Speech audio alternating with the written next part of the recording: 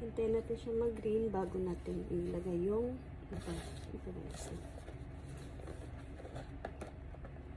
Kailangan ito yung kape natin. So, ito habang ng oras dyan. So, yung ibang ganito guys is dalawa. May milk siya, may coffee. Magkaiba, may bukod.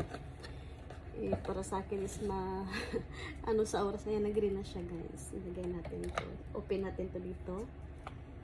Ganun lang siya. Open. Tapos, tanggalin to. Ilagay to dito. Yung balik. Kasi may ano siya sa ilalim. Yung may pang pindot para magkabutas yung ito niya. So, ayan.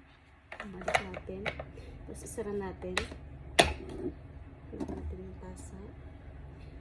Ito yung ano natin, push natin pa pula.